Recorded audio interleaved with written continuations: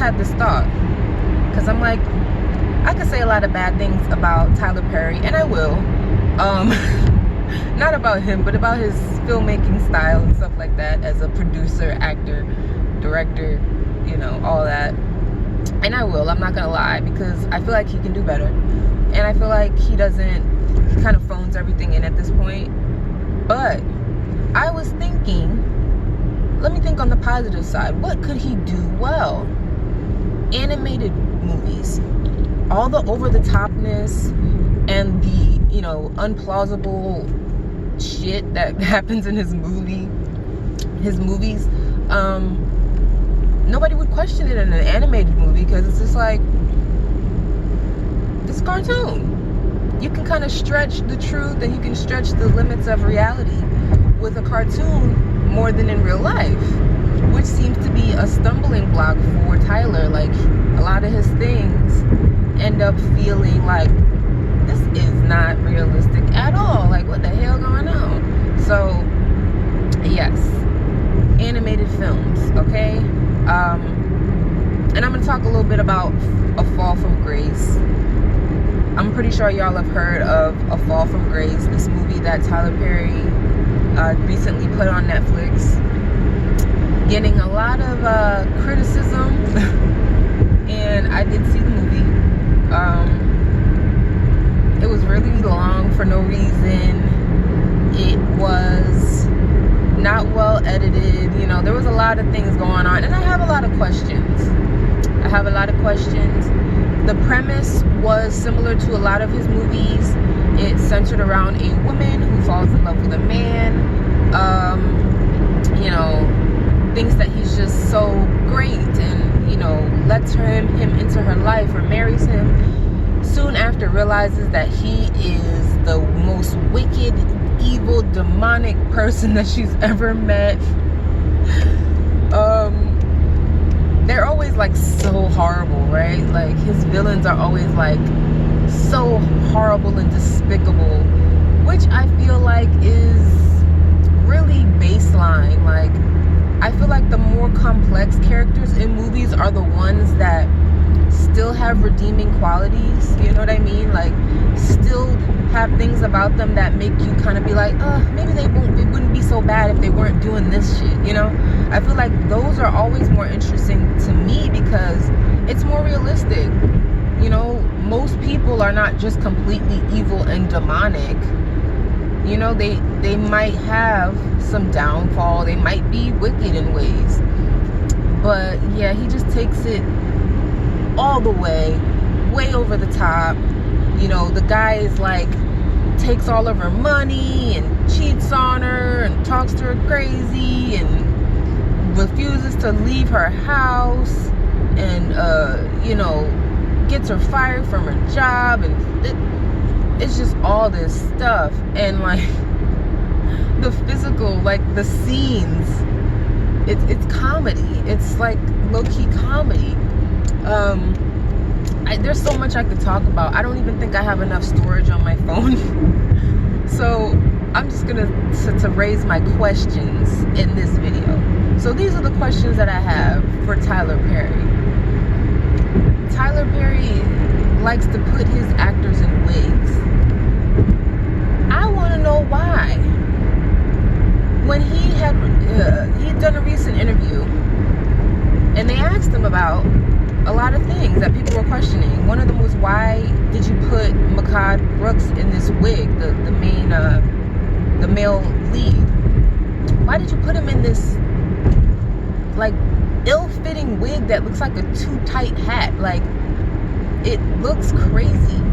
And his response was, well, you know, the character had hair, so, you know, he had to have hair. And no, my follow-up question is, why did the character have to have hair? Like, what was the purpose?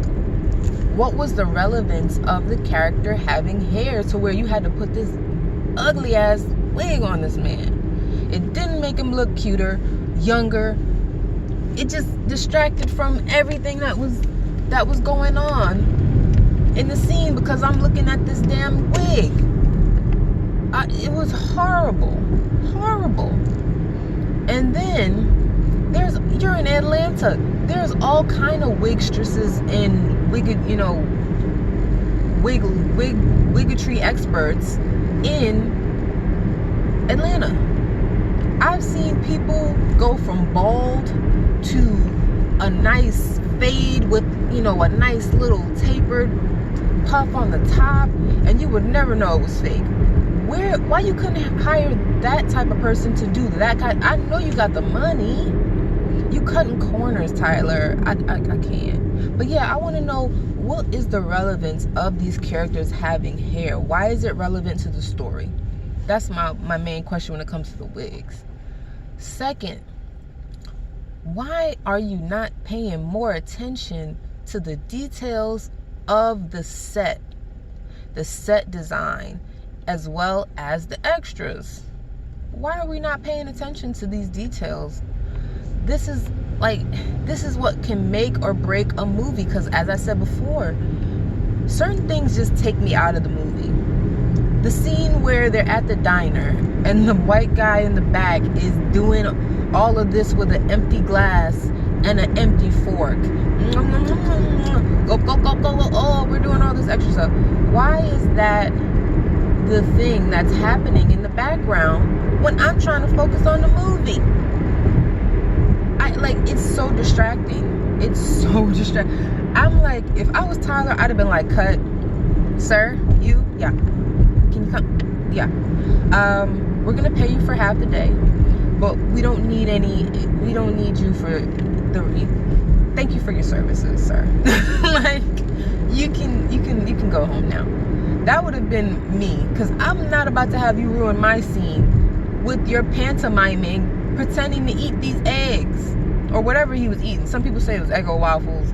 I don't know what it was, but he wasn't eating it. Why aren't we paying more attention to the scenes? What's going on in the scenes, Tyler? Do you really think it doesn't matter? I don't know. I mean, I know there's people that enjoy it regardless. I just think it could be done so much better. The character development. The characters are flat, completely flat and one-dimensional. As I kind of, started to talk about before when I talked about Mehcad Brooks just being completely evil and, wicked. And it just being like, okay, the whole ashtray, bitch. Like, it was comedy, because it's like, you were trying to make this man so evil, so wicked. It's too much. It's too much. Like, it becomes, I don't know if he meant for it to be comedy. This is supposed to be a thriller. I wasn't thrilled. And I definitely was not thrilled with this next part. So my next question, Tyler, in what world, and this is why I suggested cartoons, because in what world does somebody wail on somebody's head, the side of their head, with a wooden baseball bat, with a Louisville Slugger, bang, bang, bang, bang, bang. You can see the blood splattering off of this man as she's popping him over and over with the baseball bat.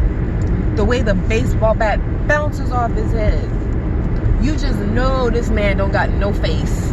Like, this man's over here looking like Two-Face, with like a half a face and the rest of the face is just gone. Like, that's what I assumed watching. I'm like, oh shit, she's just taking his whole face off. Damn, like, okay, he's dead. But then you have him come back. Spoiler alert. y'all already seen the movie. Then you have this man come back later in the movie with a goddamn bandage around his head, like this is Tom and Jerry or some shit. Like, he's got a bandage around his head and 2 black eyes. Pardon me? So you telling me somebody wails on me on the side of my head with a wooden baseball bat over a dozen times, and all I'm gonna have is 2 black eyes? Is he a cyborg? Like, what is going on, Tyler? What is happening? Who said that this was like a good thing? Who was like, yes, this is good? Well, then again, he doesn't have a writer's room, so I guess he doesn't have have anybody to bounce these ideas off of. He's just like, this is what I came up with. This is what I wrote. Wrote it in one night, and this is what we're gonna do. I don't need to go over this and make sure it's plausible. We're just gonna do it. That's how it seems to come, you know, that's how it comes off. It's wild though. It's really wild. But yeah,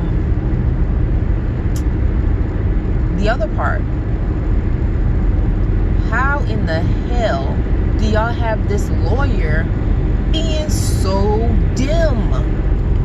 She is so dim. How did she become a lawyer as she's this dim? Please make it make sense. I'm just like, my intelligence is insulted, like, watching this movie. Like, damn, Tyler, I'm not dumb. Do you think I'm dumb, Tyler? We ain't dumb. Black folks are smart. We want intelligent things. We want to think about things too. You don't gotta spoon feed us this mess.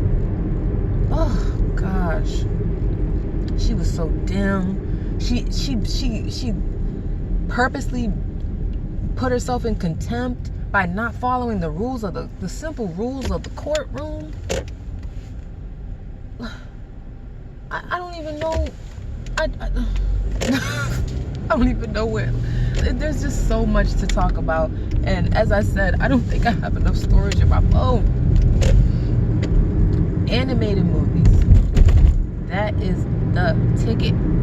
I'm gonna do a part 2 because I think my phone memory is about to be full, y'all.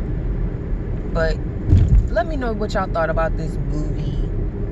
What questions do y'all have? Do y'all have questions? I'm pretty sure y'all have questions too. Let me know.